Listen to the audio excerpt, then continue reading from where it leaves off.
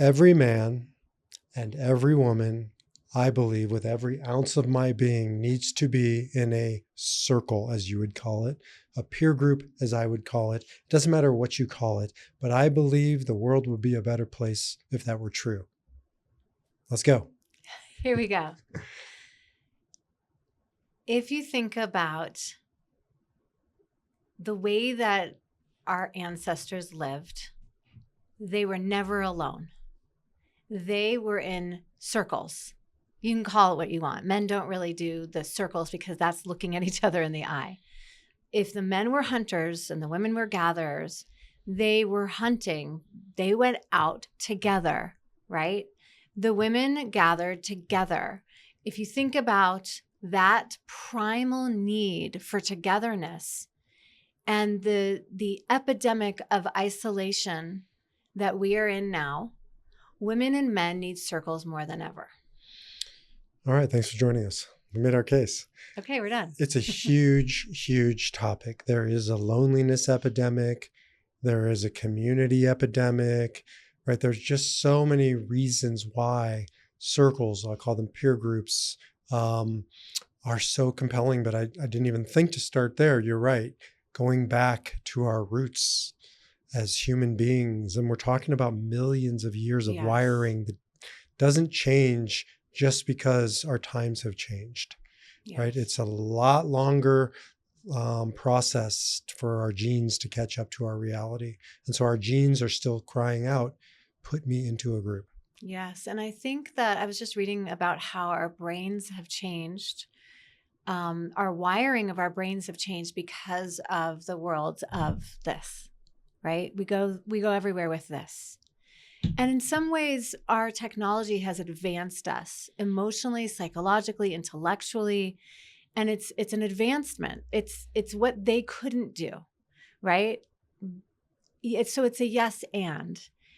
It's the advancement of technology which advances our intellect, and it isolates us in a way where people are more lonely than ever. And then I think also a post-COVID world has changed us as well. Mm-hmm. Life feels flimsy, almost like there is nothing predictable about life anymore.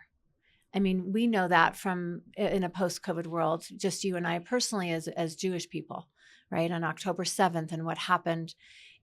And I know that there have been times like that before, but never have there been times when there's an epidemic of isolation because of social media, because we think we're connected, because we think we have information, we can check the box. But then we go back to our lives, men and women, and differently and then the same, and I'm sure we'll get into it. But how do we cure something that is so innate within us? What's the medicine for this innate need to connect? Yeah, I think the medicine, and I love when this happens, and I think it often happens, is just to return, right? We're not creating something new. We're returning to where we've come from. Right. And the more now, and I'm with you, I'm a huge, technology person. Even my notepad's technological now. And it's not without its challenges or dangers. And so the way forward is technology is only going to increase. We're going to see more and more of it, is to counterbalance it by returning to the untechnology. Nothing technological about the circles you run, the men's peer groups. I would say with caveat that we do them virtually too. Right. So which is beautiful. But it's still the primal nature of men gathering together to support one another in a hunt. It's now just a different kind of hunt. Exactly. Maybe you can talk about and explore with me why you think men need men in a peer group. And I would also, maybe this is for debate, I don't know, women more naturally orient themselves to circles, to peer groups, to other women. Right. Doesn't mean that they don't need it. I would be willing to say it's not quite the epidemic proportion that men need it. It doesn't mean that it shouldn't happen. But, for me at least, it takes me into the issue because I go back to the beginning of our story as human beings. Not our story. well, your story, my story, and everybody listening's story. As a human being, you are the sperm that won the race. I'm quoting Wayne Dyer Yeah. of blessed memory. Yeah.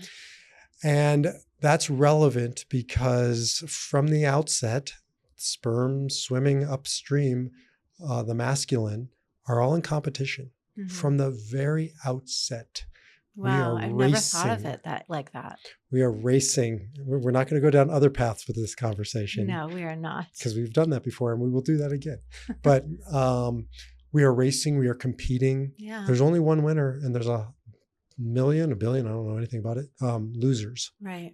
And then you get to the egg and she's waiting. She's round. She's in circle already. She receives more naturally.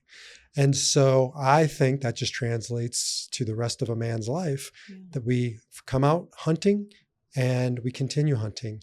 And it's in collaboration, but not naturally in union with other men.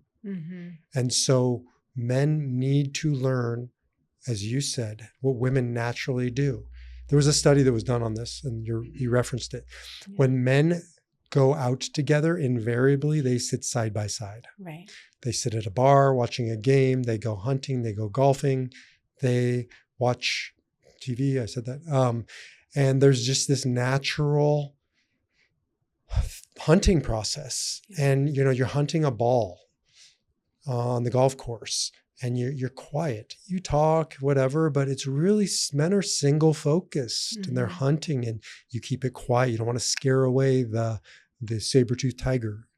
Women, invariably, when they go out with each other, they sit across from each other. Back in the day, it was sewing circles and gathering berries. And now today it's coffee. It doesn't mean men can't do that, but I don't think it's natural to us. And so a peer group is an invitation to embody the best of what the feminine has to offer. And that's why we always sit in a circle. It's interesting that you do sit in a circle, right? You're really asking a man to go against his grain. And I'm assuming, and you can talk about it, exploring issues of the heart. Right? Like there's no small talk in your groups, as mine as well. But for a woman, it's a little bit easier to get them into that like deeper space. For a man, there's so many hangups about men don't express. Men aren't taught to be emotional. Being sensitive as a man still in this age, which is so surprising to me. Being a sensitive man is something that we still don't fully accept. And so I love the idea of like that you create the feminine within the masculine. It's partially wiring that, vulnerability is hard, I believe. It's also partially culturation, what we teach people. But men tend to see each other as transactional, competition. What can I get from you? How can you help me further my hunt? And so that's what happens, especially once you leave college and you get into the workforce. I see it a lot because I work with men, typically middle age and onward. When you hit that middle age mark, for a lot of guys, they start to say, I don't want to be in competition. I don't want transactional relationships. And transactional isn't bad. It just means all your friends are work friends. Right? Because you're in this process where it makes sense because you give each other and get from each other, and maintaining all long-term relationships doesn't come quite naturally as it does for women. And so men need to learn how to be in non-transactional relationship. And that means vulnerability. Because if I'm not in competition with you, I can start to share with you things and don't have to worry it's going to be used against me or it's going to come back to hurt me someday. And so that's partially why I think so many men have a hard time with vulnerability, because, and rightly so, we can't be vulnerable because we're in a transactional world. And then you can't trust who you're talking to. I can't trust, and for good reason, because we've been betrayed before. Doesn't mean we shouldn't go back there, but it does mean we're up against a very difficult hurdle when it comes to being vulnerable and authentic. I think also something you've shared before regarding men is that a lot of the men that you work with, that you know, and just in your career, they're very successful in their business because they go and hunt it and they succeed in it. And what is often lacking, especially with when a man gets to midlife, is that he starts to look down into that hole of, wait a second, I wasn't home enough. I didn't put that energy, I didn't hunt my family. Now, I think men are changing. Men are different now. But I mean, the way that we grew up was like dad was always at the office and he was cultivating that. And then you look around and you're like, wait a second, I don't have real friendships, like for that reason, maybe that competition. But it seems to me like now what you're doing is you're cultivating that emotional connection so men can start cultivating that in their marriages, in their friendships, in their kids. That they didn't really do while they were building careers. So important. Thank you for bringing it up. And it's also doubly hard or dangerous for a man because he's blamed for coming home and not connecting or not spending enough time at home. Yeah. And it's a really difficult situation. There's a great movie. I know you didn't watch it, but a lot of people listening have. It's called, and it was a book and it's a true story, American Sniper. Yeah, I didn't watch it. I know you didn't. And I forgot the guy, Silver Lining Playbook. That guy. Oh, yeah. You know who it is. Anyways, Kyle, whatever his name was, he's the most famous sniper in American history. And he's just a master in Iraq, right? Mm-hmm. In his profession. And it's a deadly, literally profession. Yeah. He comes back to America and he goes to the grocery store and he's tasked with getting groceries, and I can empathize. His wife gives him a list. Yeah. And he goes to the cereal aisle, and he's just stifled.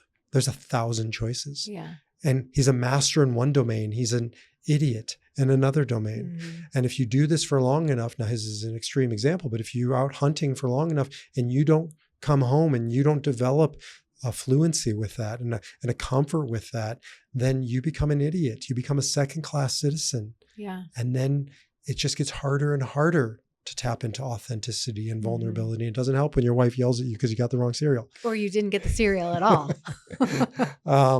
But I just want to kind of, describe how complicated it is for a man. Because he comes home, I talk to guys all the time. He comes home from work, he's sitting in the driveway, and he's got to transition from hunting to gathering. And that is a fucking hard transition. How do I stop hunting just because I'm at home? Single focused, get shit done at all costs. Right. And this is the work of a man, can you learn how to cultivate that feminine, that relationship piece? Yes, you can, but it's work. Mm-hmm. And in a second, we're going to talk about the opposite challenge for women. But let's finish this. Yeah. It reminds me of the movie that I did watch, American Beauty with Kevin Spacey. Is that the one? I don't know. No, I mean, that's right. He's in that American Beauty. Yeah. Where he has a midlife crisis. Yeah. Okay. So it does remind me of that a little bit, where he's like literally not intelligent in his family life. And she has a role in it too, but they've pushed each other so far away that they don't even know how to get back together again. And I feel like your circles are so important for that midlife man. It is also an innate thing. Although I don't know how long, I don't know if the hunter and gatherers lived as long, but to get to this space, and I see it with women too, they get to this like almost 50, over 50s, and it's this deep existential feeling of, I'm not getting out of here alive. What the hell am I going to do? And so I feel like, I've never been in your men's peer groups before. And you never will. And I never will. And I never hear about them because they're so confidential, which is great. But maybe you can tell me a little bit, does it scratch that itch of like, oh my God, I'm going to die one day? I mean, is that something that men can kind of feel cohesive around and get support around? I think for me, maybe men in general, but for me in particular, it's in the background. It's not the foreground. Yes. And I just wrote about this in my forthcoming book. What's your book called? It's called Guy in the Glass, 6 Questions to See the Man You Were Meant to Be. Coming soon. It's Captain Hook. we tell the story of Peter Pan, and it seems like it's about Peter Pan. The boy lives in Neverland, doesn't want to grow up.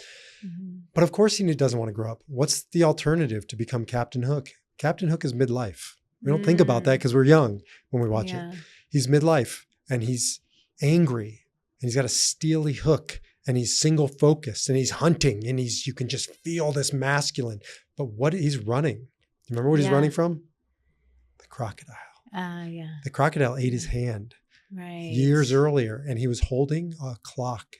And so he knows the crocodile's coming because he hears tick tock, tick tock. Did you write this in your book? But this is part of this conversation of everybody hears that at midlife. Of course. If you're willing to hear it. Right. Or you can just keep doing the void dance, avoidance, dancing around the void, trying not to hear it. The people that we work with, certainly that I work with as men, are saying, I can hear the tick-tock. I know that these things are real. I don't yet know how to face them and embrace them, but I think I'm ready. And that's beautiful. The shift. Yeah.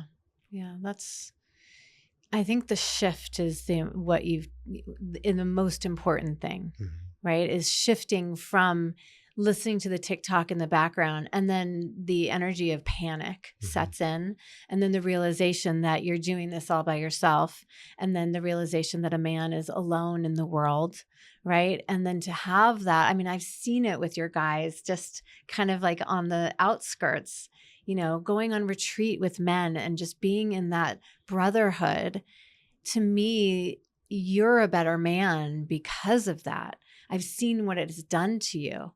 And it is unique, right? Women's circles, they're not unique. There's many of them. And there's a lot of therapy, therapeutic supporting circles out there.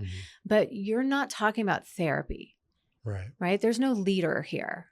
It's, egalitarian, literally. As an aside, egalitarian, everybody's equal, comes from the Hebrew word igul, which means circle. Right? So a circle is what the masculine needs, is to get back to, there's not a line. Everybody's equal around this table. Everybody has something unique to contribute. Everybody's authenticity is wanted and welcome here. And so to have a space where men can learn how to do that in a circle environment is so contrary to everything that is man, which is usually hierarchical. And by the way, it has its place. My job is not to erase the masculine, to erase the line energy from a man. It's to counterbalance it with the feminine, the circle, the softness, the vulnerability, the authenticity, this isn't a transaction. We don't want anything from you. You're worthy. Competition. You're worthy just because you are who you are. Right. And to have that for many men, including myself, it's a revelation. Absolute revelation. Yeah. And I've been in more feminine oriented businesses, if you will, as a therapist, as a coach, as a rabbi, and it's still radically masculine. The structure of the businesses that you worked for. Take clergy, church, synagogues, whatever. You can say they cultivate the circle energy, right? You're safe, authentic, vulnerable. And that might be true for the congregants, the parishioners. It ain't true for the clergy. No. It's extremely hierarchical. Right. I could not be vulnerable and authentic if I tried. Well, that was shut down when you were. It was unacceptable to see the rabbi in a place of brokenness or tears or, or doubt. When are you going to stop? Yeah, like doubting your faith or, it's a lonely place. I remember I went running once when I was younger and didn't have a shirt on. It was a beach community. Yeah. And I got reported up the food chain and the board addressed it. Yeah. I'm like, what the fuck? I'm in the wrong profession. But you were? But it's my point is if that's true as in a clergy setting, it's even more true in a corporate setting. Right. And so that's the world men come from. Absolutely. For the record, it doesn't mean all men are wired this way. It doesn't mean it's absolute, you are or you're not. It's a continuum. Right. And every guy listening will find his place on the continuum. But the guys that tend towards men's peer groups are, a little more centrist. It's not a bro culture. It's not a manosphere, hyper toxic masculinity. It's also not, the other extreme. And I guess that takes me maybe into, it's important to have a men's group and not a co-ed group for these guys. And I want to hear more about, talk about that, and then a segue into and women's groups, why they're important, A, what they look like, B, and why they need to be women only. Right. Yeah. Where would you like to start? Well, let's segue in through co-ed. Okay. Because back to what I said before, there are some co-ed peer groups out there. I know EO, Entrepreneurs Organization, offers them. They're still 80% men, right? So they're not 50-50. And one of the things I do believe, I've never been in a men's, women's peer group before. I've led those types of things, but not in an ongoing way. Men are different. Introduce a woman. I don't care if you're gay. It's not even the sexuality thing. Something primal in a man starts posturing, starts competing, starts hiding pieces. We'll have a talk about, masturbation, right? Something primal that guys all grapple with and deal with. Right. Ain't going to happen with women. And if it does, it ain't going to be the same conversation. Right. That's just one example. Right. Or sharing the vulnerability of my marriage or whatever. I can't even come close to imagining achieving that level of authenticity and vulnerability if another woman is in the room bearing witness to our relationship, weighing in on our relationship. It's totally different with men. Right. And I have a friend who's gay, and it's the same thing. So it's not a sexuality thing. It's a biology thing. I also feel like it's a boundary thing. When I bear all, I want to do it in front of a woman so that she can hold me in a certain way, so that she can be with me and I think it's a boundary. I don't want, and everybody has their own thing, right? And maybe people love that. But I think for you and I, it's also a boundary thing. And maybe that's just, being in the rabbinic world too. There is a boundary that I don't want to cross with other men in my group, that I want to feel safe as a woman to share about. If I'm going through menopause, a man can't understand biologically what it feels like to go through menopause. It's a very serious, not serious, but it's a rite of passage. It's totally different than menopause. Yes, very different. And even call menopause is to sort of diminish menopause, because menopause is like a few challenges here and there. Right. It's not like you're fucking totally nuts. Wait, what'd you say? Nothing. So watch out. This is why men don't understand menopause. But you said something I think important, and you said I can't get there with a man, or I wouldn't get there with a man in the group. I would argue, and I'm sure I'll receive some hate mail over this, you can't get there. You can't shut down the wiring. There's a piece of a man that's wired to impress or to compete or to say something in a way that there's a give to get, even if it's a platonic relationship in that scenario of a men's group. So, I don't have to make the case that hard. I don't get too many people who say, I don't get too many men who say, I don't want to participate because there are no women in the group. Right. I think there are a lot of guys who say, okay, there are women in the group, fine. I would just argue that it's not the same. But either way, I do believe that something biological, physiological, emotional, spiritual opens up for a man when it's a men's group. And I, as a woman, really, really want my man, my husband, to be in a men's group where I know when you say you're in a men's group, you have those a couple times a month, I feel so relieved, right? As somebody who's married to you, I want you to be in a men's group. I don't think twice about it. If you were with women and men, there's an energy of intimacy that I would think would be strange for me, right? And everybody's different. That's just how I am. There's an intimacy in a group. And when you're with your men, I know that you have intimacy with other men. And that's so important to me. And again, it's not sexuality, because again, you can be gay and it doesn't change any of the chemistry of the group. I agree. It is a biological thing.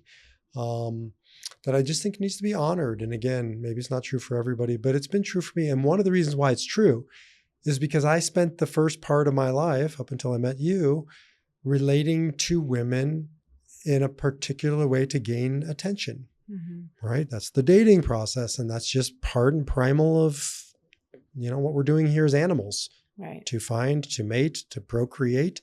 And so it's just different for me when I'm in the company of women and I'm in the company of men. Yeah. And again, intimacy. Oh, that was my point, is that I never had intimacy with men. Never. When you were younger? Ever in my life until a men's group. Wow. I mean, maybe I touched upon it in one-on-one relationships here and there. Right. But intimacy it's hard to describe. But there's no transaction. I have nothing to prove. I will show you everything. As an example, and this is probably a pretty masculine version of intimacy. Just did a podcast with a great guy, and he said in his peer group, everything turned on one activity they did together. They all brought their financials and bare it all to each other. That's a really big deal. Like they were like taking loans out from each other, pretending, and they wanted to see each other's financials. Every dollar accounted for. Here's what I make. Here's what I spend it on. Wow. That's a really big deal. I could do that with my men's group. I couldn't do that with anybody else. Right. You pick the subject. There is nothing I would not share with this men's group. That's amazing. Let me just give, one last example, and then we're getting into women's groups. Just went on a peer group retreat. That's part of our process. Sometimes you kick it off. Sometimes you do it at the end. Sometimes we do this one in the middle. Virtual peer group. So we've never met in person. I've met everybody. This was the first time they've all met, 9 other guys. Yeah. It was the most intimate men's experience I've ever had. And these guys had literally just met in person. Yeah. We've been together for 9 months online. Right. We did plant medicine, different plant medicines, but I would argue that just enhanced it. It didn't, it's not the reason for it. Yeah.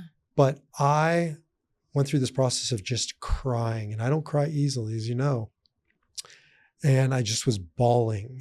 And I've never done that in front of a group. And I had 18 hands on me while I was crying. Like I was just being held by men. Amazing. And they were just like rocking me, holding me, letting me. And that's not a thing. At all. That's not an organic thing. Right. Right. That's just, and like for me as your wife, that makes me so happy, because the benefit that I see from you doing this work with other men is that you're tapping into a softer person than you were when you were in your 30s, right? And your 40s. And you're more approachable, and you listen in a different way, and you are more present in a different way than you ever were. So I mean, I'm more feminine. Yeah, you are. Which is a segue into women's groups, because you get there personally, and you as a person get there infinitely easier than I do. Yes. To this level of connection, of non-transact. What's the opposite of transactional? In Hebrew, say lishma. I don't know, relational maybe. Yeah, without an agenda. Yeah, like right. Just because. Right. Like, let's go out to coffee. Why? Just because. Right. So you've always gotten there easier, one-on-one and in groups. Absolutely. A, I want to know why. What's your secret? And B, I want to know then why are women's circles still so important?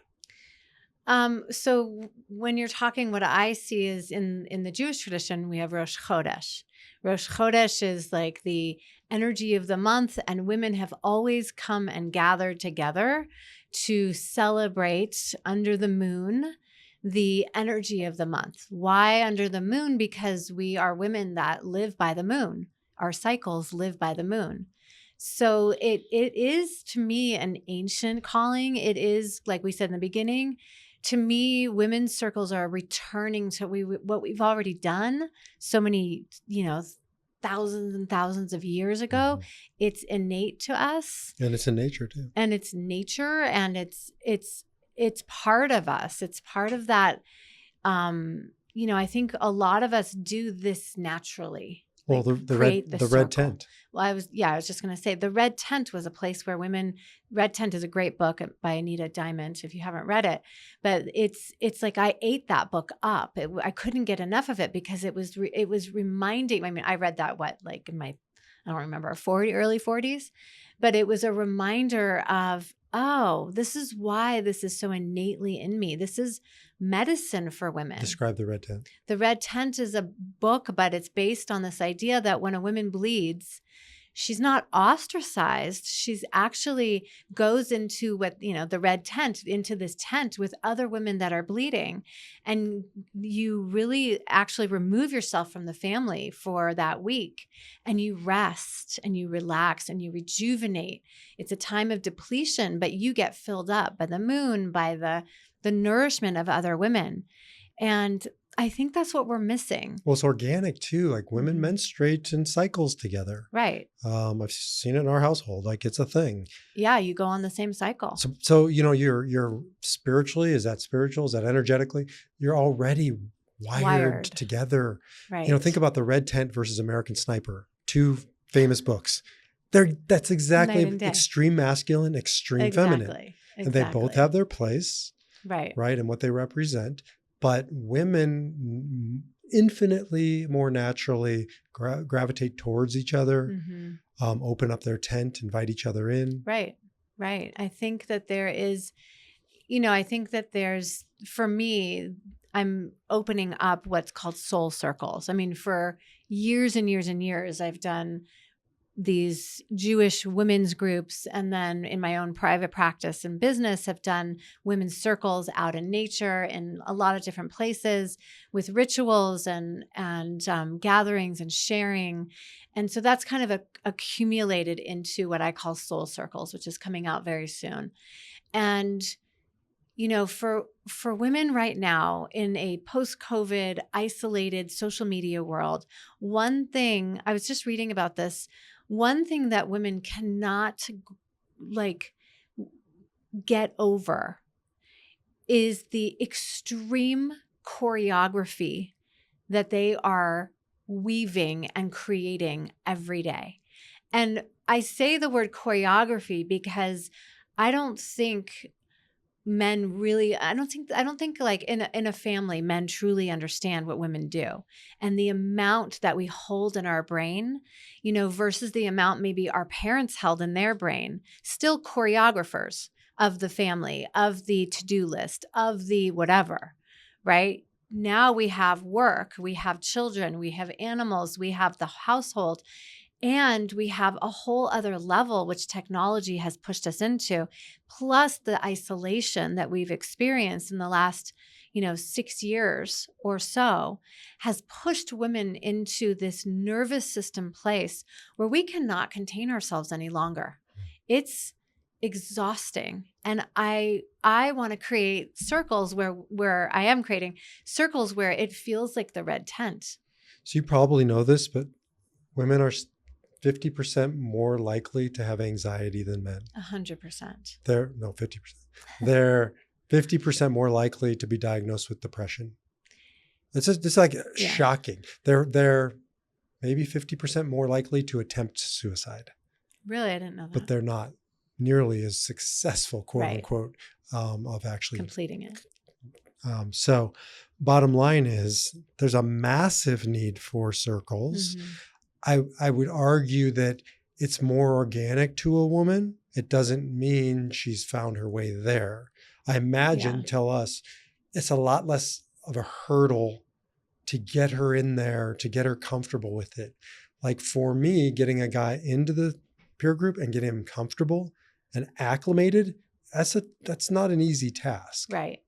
I think for women, and this is why I'll describe the circles I'm doing soon. I think for women, we already know how to circle. A lot of us, we've done that. We've been there. We remember that.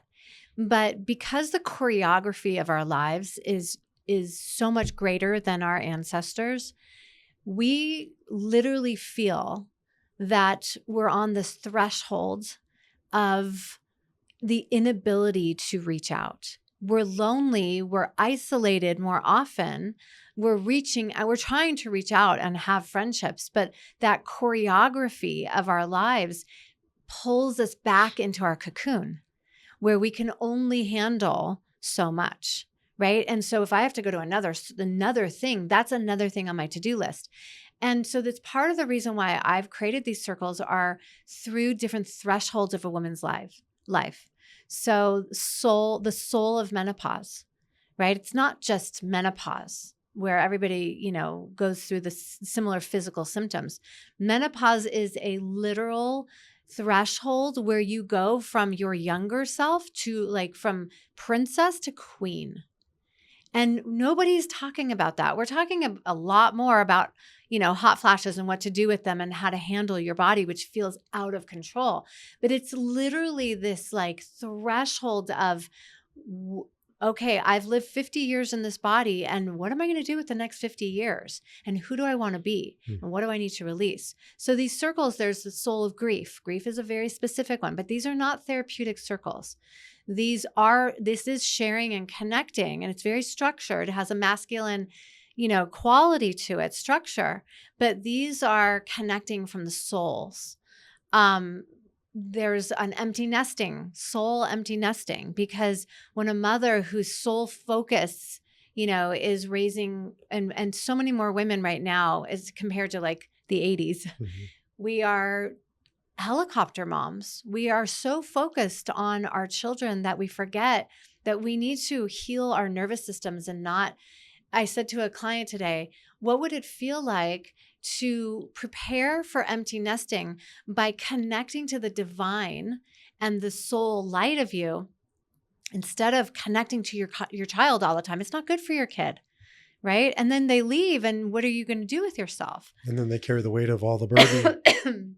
The kids. The kid has the burden of his parent being it's burdensome. It's left in the nest. Exactly. And then your mom falls apart. Right. So I prepare women and walk them through the empty nesting. And then we have soul healing and soul staging. It is interesting though, because you're describing women in need of masculine. You're creating these circles, women gather naturally, but a pure feminine circle is what we're pretty much doing on my side. Right. Where there's an agenda. We do have that, but you're the content. There's no pain point we're introducing. This month is menopause. This month is money. This month, because men have never done what we're doing, which is just show up, right, and share what's going on in your life. It's much easier for all of you because you've never done it. We've never done it. We've been doing this. Exactly. So you're taking we have a problem or a threshold. And we're going to work the threshold this month. Right. I mean, and each month is a 12-month group, and each month focuses on a different energy of the month. But really, it is structured so that you don't get it. So a woman doesn't have to talk about the things in her life. She gets to talk from her heart, from her soul. She gets to speak what's on her heart. I always believe in helping women live soul first. Right? What would happen if you lived from your light instead of your problems, instead of your thresholds, instead of your body, instead of all the healing, all of that? If you lived from your light, it changes the order of things. And so the goal of this circle is to step into this ancient remembering. This is your map. You know how to get through menopause because your ancestors got through it in a whole different way than we're being taught right now. You know how to get through grief because it's in your DNA. But we need we need to be archaeologists and kind of dig in there to find it. But if we're just meeting on our problems, then we never get to the surface of, oh, this is who I really am. And then I'm going to orient my life around who I really am. So what's the resistance? Well, maybe you have been doing it with soul circles, but you've run women's groups. What's the resistance, the barrier of entry for women to do it? Because organically, naturally, they move towards circles, even if it's a other person. Are there any barriers of entry? Yeah, the barrier of entry is I don't have enough time to do that. I don't put myself on my to-do list enough. I think of the words one of my teachers said to me is nourishment and pleasure. Those things fall off. And as we get older, they come back in. And so that's why my circles are really for midlife and beyond, like, late 40s, mid 40s and up, because there is a deep calling from the resistance is, I don't know what that calling is. I hear it. I'm falling apart But in I've this never made area. time for it. I don't know. Or maybe you're cultivating it and you're doing it, but you're doing it alone. Right? Or maybe you have friends and you do have friendships and you do have sisters, but this is very specific to your threshold. And so we very much focus on that. But it sounds like the barrier, the resistance is much more of a logistics and also self-worth or self-centered, being soul-centered, putting yourself at the center, because a woman tends towards relationship and, parenting and being a wife, whatever.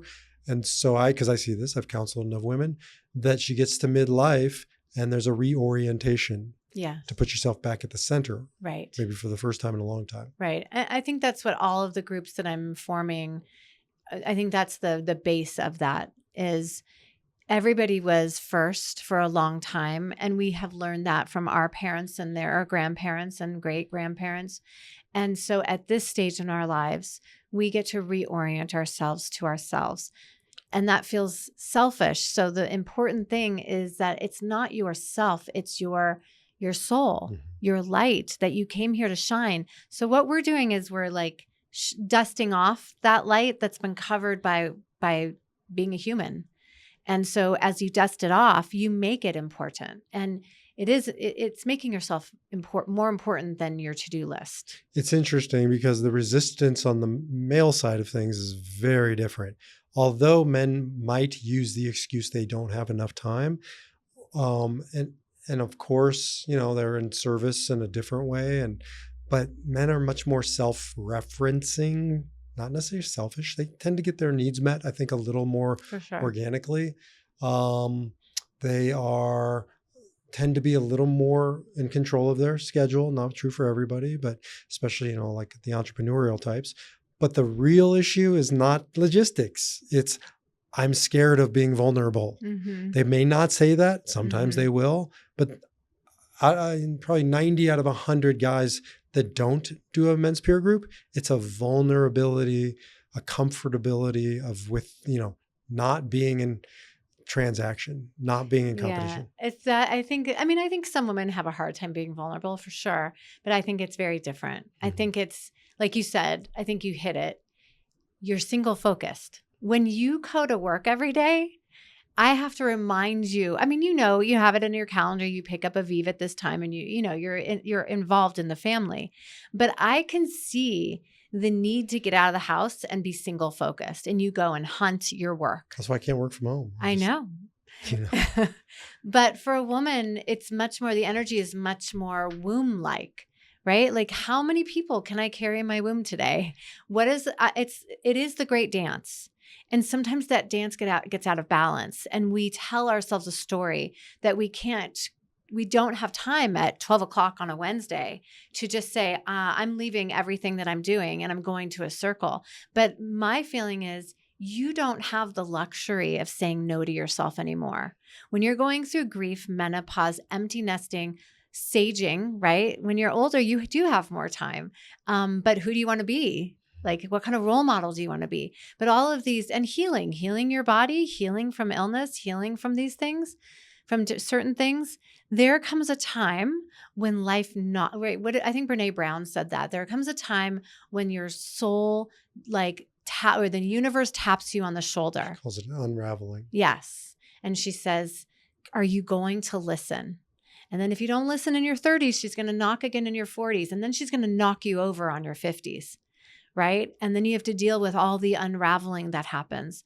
And so for a woman, it's essential that because we choreograph, because we are the master of these like performances that we put on every single day, we have to take time for pleasure and nourishment and joy from being in the presence of another woman. Is it competitive? Not at all. It's medicine, it's healing, it's connection, and it's essential when we go through these thresholds. Yeah. And the men who say they don't have enough time, again, that's sort of a excuse for I don't do this. Right. And I'm just kind of sharing in the way you shared. If you don't do this, you're screwed. Yeah. Your marriage will only take you so far or Right. last so long if this is all she's getting. And your kids are moving out of the nest, and you better Right. have a relationship with them more than just logistics. Exactly. And I hear this all the time from guys in their 60s, 70s, 80s who didn't do this work. Their whole social network is through their wife and her friends and her Right. friends' husbands. Right. And you get to a midlife onwards, it's a missed opportunity to have only friendships based on geography, based on logistics. These are my wife's Yeah. friends' husbands, versus value-based relationships. Oh, I'm in a group of guys who are committed to these core values. Yeah. And if you're a man listening to this, I don't care who you are. I don't care what you've been through. You need to be in a peer group to, as I say, rise up in the second half of life. Yeah. And I think in my language, like with women, it's very similar. I guess I would say, 50 and beyond, you start to kind of, and I know for men too, if we're aware of it, we start to release some of the physicality of what we gained when we were 30 and 20, right? And something starts to separate. And what wants to come forward is your light, your soul, which you will take with you when you leave this earth. But if you haven't cultivated this, it's scary. It brings you to your knees. So these threshold moments are those times of like, are you going to wake up? Are you going to get that support you need? It's anti-small talk, right? I think both of our groups are not small talk. It's like the opposite, to shine that like wisdom within you and less of the physical and more of the like, wow, what am I really here to do in this lifetime? And you can do it younger than midlife. We have a peer group that's 20 somethings, and that's absolutely, they're the exception, not the rule. And I'll end on my side with saying TikTok. It's a lot more exhausting, I think, terrifying and lonely to be Captain Hook, to spend your life knowing that it's nipping at your heels and being afraid that if you stop, it'll catch you. Yeah. And so these guys just keep moving and moving. And that's when they go into retirement, by the way, a terrible word, terrible concept. Now I'm going to stop. And the crocodile catches them because they're just spent their life running. So stop, face it, embrace the clock as an ally, not as an adversary, and do this work. Yeah, I love that. I do. We're ending there? No. Oh. I'll just say to end, same thing, right? I wouldn't say it in that language, but TikTok, your to-do list and your overgiving and your need to be busy will one day unravel, right? I think it's the same thing. And so are you going to be prepared? Are you ready? Right? I hear that a lot. Am I ready to do this? And there's no better time than now to be prepared for your future. Amen, sister. Amen, brother. All right. Well, you heard it here. You can go get soul circles with Ariela. You can get men's peer groups with me. And I think we're going to be doing this podcast quite often. Yes. Thank you. Thank you.